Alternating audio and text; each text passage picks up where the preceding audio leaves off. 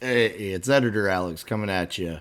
Uh, Almost a week after we recorded this episode, we all got really sick, and then with all the getting ready to go down to see Benji at Midwest Adventure Outfitters and everything we had going on, podcast just kind of fell to the wayside a little bit. We won't be doing that to you guys again. So for all six of you that care, here is last week's episode, a whole week late.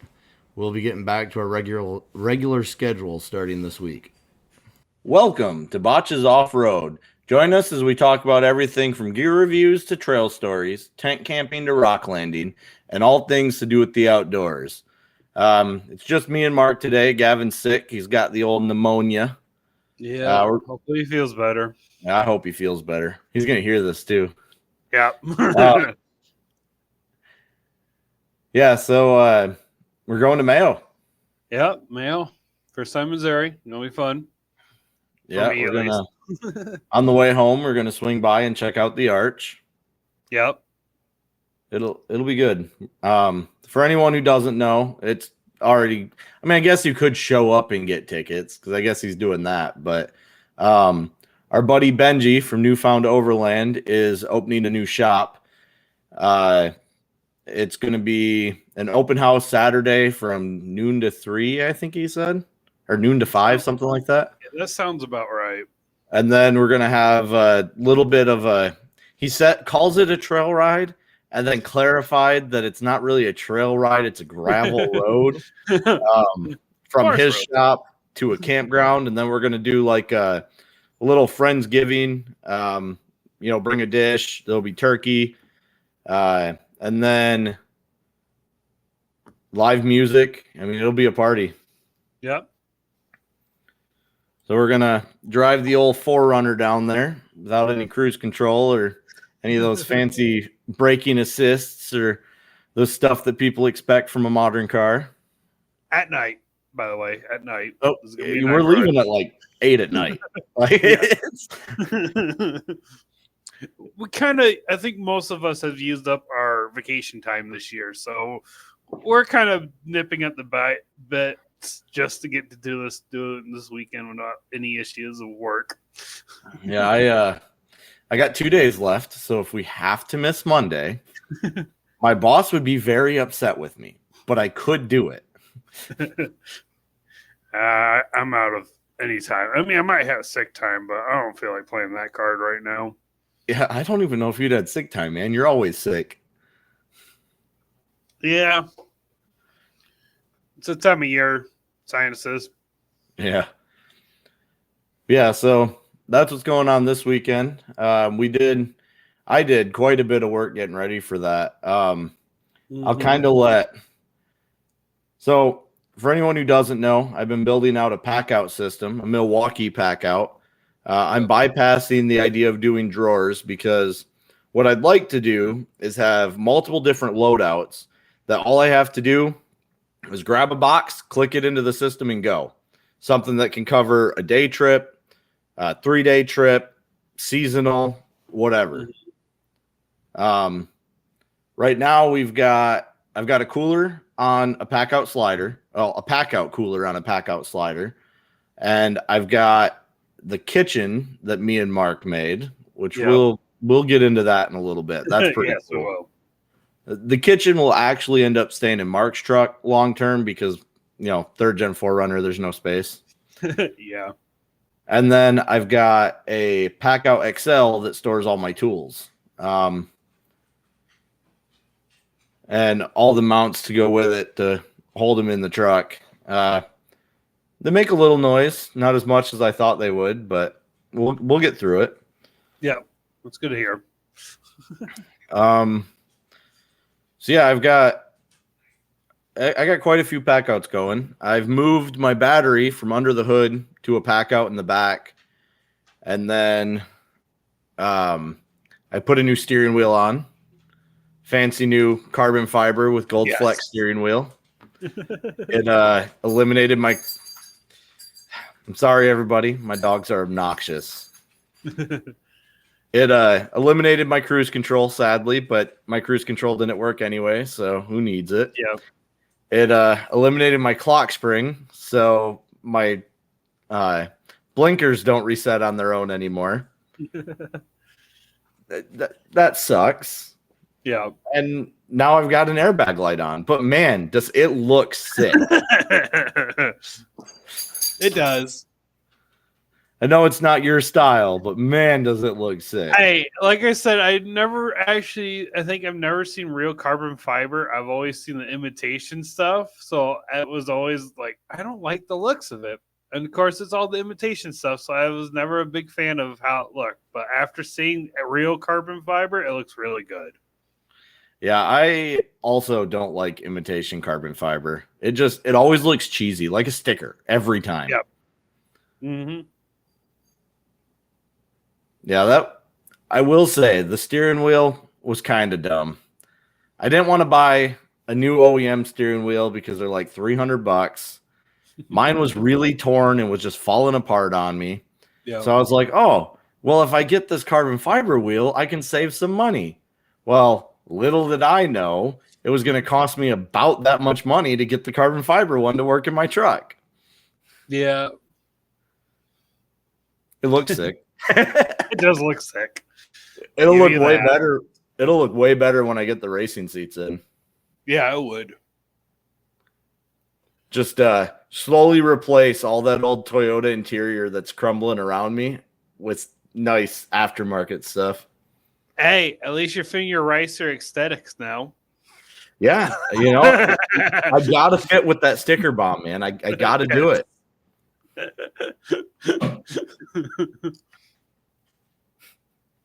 Yeah, no, it'll be a good trip. The Packout mounts they're pretty slick. I got those from Off Road Anonymous. I mean, they're just a sheet of metal that's been laser cut, so I guess there's not much to talk about there. No, but things clicking nice. Things stay put where they need to be, and I think for the third gen platform, you know, we don't have a lot of space to begin with without removing our seats, but I need my seats. Yeah, you do. For the third gen platform, I think this is the best way I've found to make use of space. You can build out some complicated drawer system. It's going to end up costing about the same, but then you lose the ability to just remove individual boxes as you want to or need to. The other thing, I'm not a huge fan of having a kitchen integrated into the truck. I get the appeal, but half the time I don't want to cook at my truck. I want to cook in front of the campfire. I want to cook, you know, where everyone's hanging out. So having a kitchen, kind of like the one we just built, and we'll get into that now. Yeah, we will. Having a kitchen that is removable but can still be used in the truck when necessary, that was really important to me. So what we ended up coming up with, it's what, a 2-drawer pack out and a 3-drawer pack out. Yep. So the 3-drawer is a little bit smaller. The 2 drawers are bigger, and everything just kind of fits in there. We've got place for plates. We got place for utensils. We got places for bowls, cups, an entire drawer for coffee. Yep. And then we picked up a fire maple. Fire maple. Yep. Fire maple. We picked up a fire maple isobutane water boiler and a burner for it, so we can use it as a grill. So, I mean, for individual to 2-person trips, it's kind of ideal set up that way. Eventually, we plan on picking up a clamshell stove, kind of like the Jetboil Genesis cam. Yeah, I think you're right. I think it's a Jetboil Genesis. Yes, Jetboil Genesis. That actually sounds right now. So eventually we'll get something along those lines. Probably not a Jetboil because we're broke boys. Yeah. We spent a lot of money putting just the Packout kitchen together. So I was adding it up. I've got like $1,100 of Packouts in the back of my truck right now. Yeah. That is wild. But, you know, if I compare that to, say, a drawer system are usually like $1,100. And then I'm tied to the truck. I can't just pull them out when I want. No. You know, with this kitchen we built, it's the 2 drawer systems, and then we've got tabletops that flip up on either side, and then there's one on the top. So it gives a decent sized counter, looks like a giant T. Mm-hmm. I'll have to put pictures for chapter. Yeah, you have to put some pictures of all your Packouts in the back there. And we're also going to pick up a normal size Packout. Yep. Because we need those drawers to be off the ground just like 5 inches. 5 to 6 inches would be perfect. Yep. Just put it that perfect height for cooking on top of that fire maple. Mm-hmm. But yeah, it's the idea of using Packouts kind of formed when I needed a way to store my battery while keeping it somewhat waterproof and having it stay in place in the back of my truck. Because I like to go underwater and I like to, be at extreme angles. And it's not ideal when I've got a crappy 3rd gen battery trying to hold down a battery. Yeah. That was There a were fun time. So there were 3 or 4 times that battery fell down on my fan. Oh, yeah. I forgot about that, especially when you totally forget about putting the bungee cord on. Yep. I don't know what Toyota was thinking, because underneath that battery, right? Yeah. There's like no support whatsoever. Oh, no, none. It's a rounded tire cover or inner wheel well, and then they put this tiny little thin piece of flexible plastic underneath it, and then you just kind of wedge the battery between the front grille and the inner fender well. Yeah. And no one puts their battery hold down back on. I've got 2 3rd gens in my yard. Well, technically 3 3rd gens in my yard right now. Yeah. All 3 of them have bungee cords to hold the battery down. I would say you technically have 2.5. I mean, I would say 2.5, but all of the crawler is in the yard. True, you're not wrong. Just not put together. Yeah, so I guess it's still 3. Yeah, that poor old crawler, man. Mm-hmm. But yeah, so I mean that's what started this whole thing, and then we got looking at it, and they've got a Packout for every situation. They've got Packouts with drawers. They've got Packouts with organized tools. They've got a Packout med kit. You name it, you can probably find it for Packout. And the Packout community is really big. There's all these 3D printed stuff you can buy for it. And I know you don't see Packouts on overland rigs a lot. No, and I know that I can think of like 4 to 5 videos on YouTube that is people are off-grid camping / overlanding, and they have Packouts, but it's still not that big yet. And when you look at the price of a Packout, you're like, wow, that's a lot of money. But then if you look for a comparable overland style box to put stuff in for the same size, you're looking at $300-$400 per box. Well, a Packout's $150 tops, $170 for the drawers. Yeah, depending on what you're looking at. I know Pelican's the one that most people go with, and they're expensive. And then you got their mounting solution, which is about as much for the Pelican case. Or you just get a Packout that mostly has a mounting system built in. As long as you get one mount, you can mount multiples on top of it. Yep. I mean, honestly, to me, it's ideal. It is. And I wouldn't go with Milwaukee's mount to put in your truck. Off-Road Anonymous makes a good one. There's a bunch of people printing them or cutting them out on Etsy. Yeah. I mean, the Packout community is just massive. And there's so many little, I was going to say ding-dongs, but there really are ding-dongs you can get for the Packout. Like everything you can think of, I'm sure you can find someone who can make it. Oh, yeah. There's tons of people out there. I mean, there's middle fingers that mount into the Packout slot. There's everything, man. Yeah. It just, to me, I don't I could see it being something that in the next 2 to 3 years, the overland community is really going to start adopting. Oh yeah, because like you didn't like the drawers that came with your Forerunner when you first got them. I wasn't the biggest fan when we had to take them out because you didn't want them in for round when you're traveling to work and stuff. Didn't want it. I got it, but it was a pain to set up.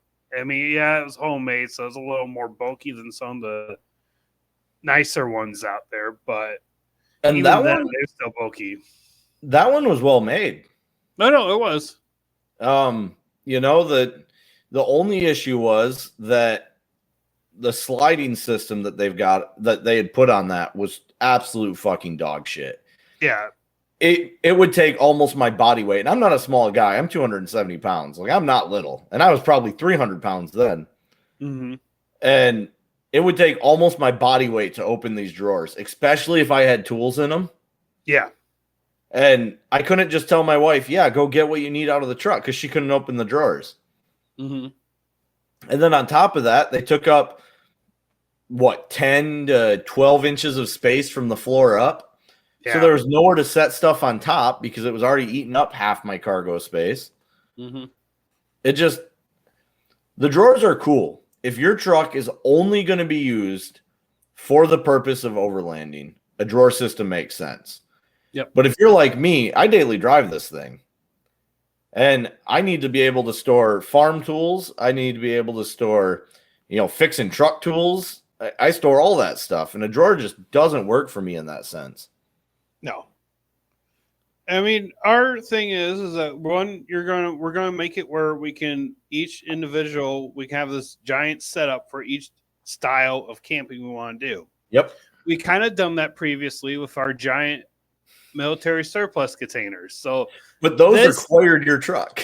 yes, those required my truck. We could at least fit one of them in yours at the time, but it was just so big and you didn't like it. I had to fold down the back seats. Where do my dogs sit? I forgot about that. I thought you were able to fit at least one barely in there, but I forgot your hatch was just right where you couldn't fit it. Yeah, that was when I was. And if I had the drawers in, I couldn't fit it. Yeah, and we had like 3 big containers. And 4.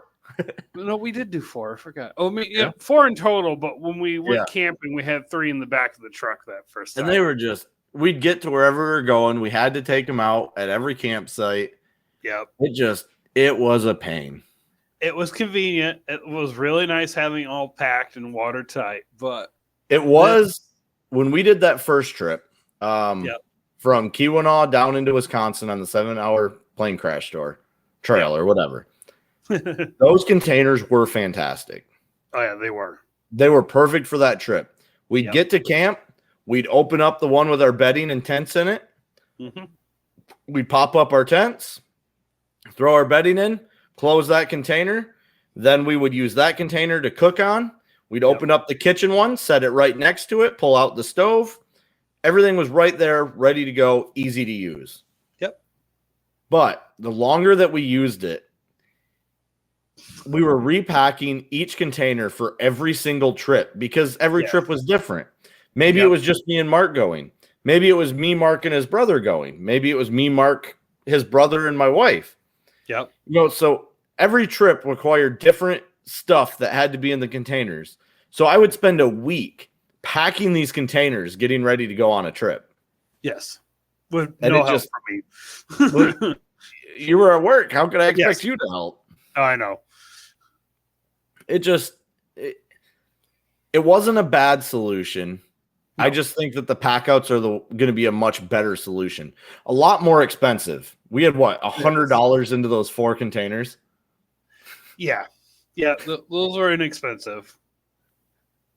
We had to wash them and demilitarize them with all the brackets that were in them. That was way more than what we put in half the time.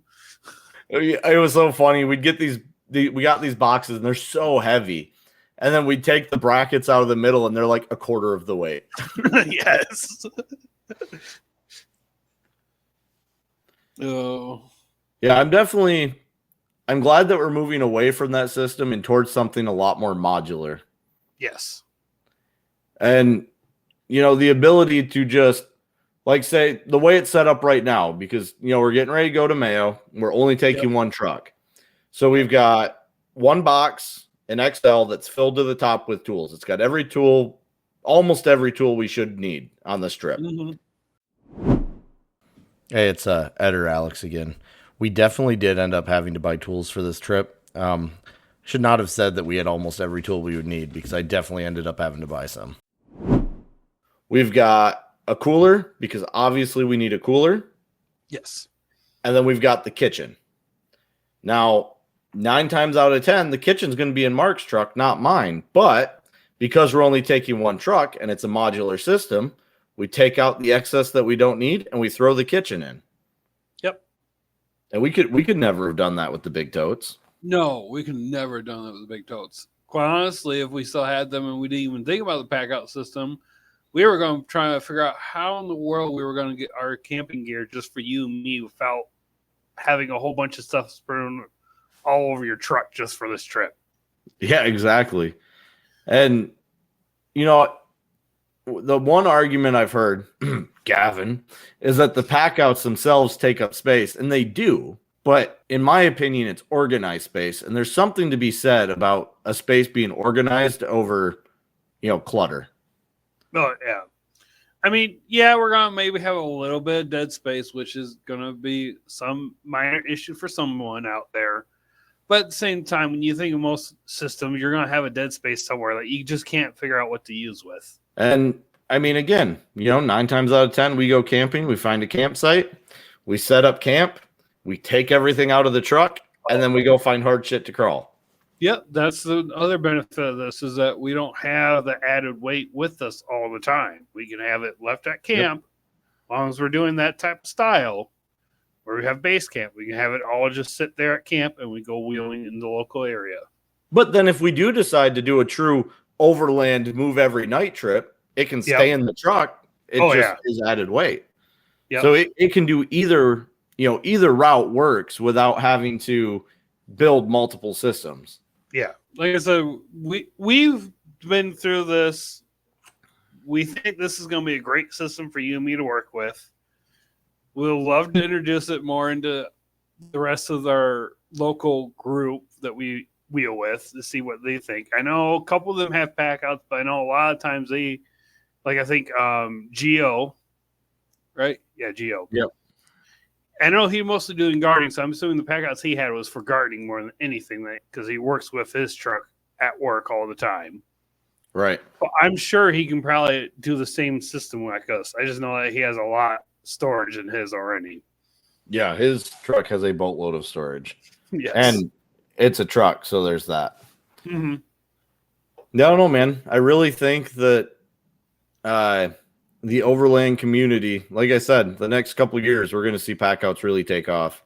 Oh yeah, like I said, I think I showed you the video. There's I know it's a Japanese video, but a lot of them have their vans fully decked out with these packouts, and so that's probably the extreme way of using packouts. But they just have so much storage from just doing that, and it's insane. And even let's say a roof rack. So maybe instead of having to tie stuff down, you just put some pack out mounts and you just click your pack outs in. Yep. It just, it really, and there's so many things. I mean, pack out has, I've got that water bottle where you can have pack out cup holders and it just twists into the cup holder. Like there's so much that can be done with a pack out. Oh yeah. And we're seeing, there's our kitchen. There's people that have cut the top of a pack out and mounted a stove into it. Yeah, that was insane. There's some wild chuck boxes being built out of these pack outs, man. Oh yeah, there is. And like I said, it's still semi-new. A lot of these videos that I've seen are like a year to 2 years old, or even less. So it's just slowly getting introduced to people using it, at least on internet-wise. You see people using them. I know there's tons of mounting solution for Tacomas, as you know. Like, for instance, you got back seats mounting plates for the rear seats. I'm going to at least do one of them. I'm not going to do the whole thing because we declared that without ripping seats out, I can't put the bigger crates in. So we're just going to do one side and just do what I need in the cab at the time. And the rest is going to be in the bed of my truck. Going to get the same mounts. Actually, speaking of mounts, my mount came in today, my one plate. Oh, I forgot I got you to order one. Yes, you did. You are a bad influence. I am such a good influence. So we'll have to get that centered in your truck so we can put the kitchen in there. Yeah, it'll be next weekend, not this weekend. Sick. Yeah, this weekend's a little busy. We're about to drive, 1,300 miles round trip. Is that more than the 7-hour plane crash trail trip? I mean, down and back, yes, it probably would be more. But I think our whole trip last time was about 1,200 miles. Okay. So we're going to be at about the same. That last trip was the farthest we've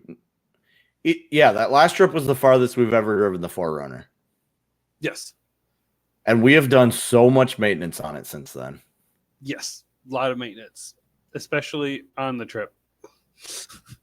Okay, listen, my lower ball joints were good. Of course, we did those lower ball joints just before that trip too. Yes, we did. Stupid Toyota. Oh. Yeah, I mean, sorry. I know last week we didn't put out a video. I was really sick. I had a really infected thumb that was giving me all sorts of secondary infections, and it sounds pathetic to say my thumb was infected and that's why we didn't record. But like I could not think. But anyways, guys, I know this is a short and sweet one. Hopefully we have more when we get back from Mayo, and hopefully Gavin's feeling better and he can come back on and spend some time with us. Yep. I hope he feels better. Catch you guys later. Later.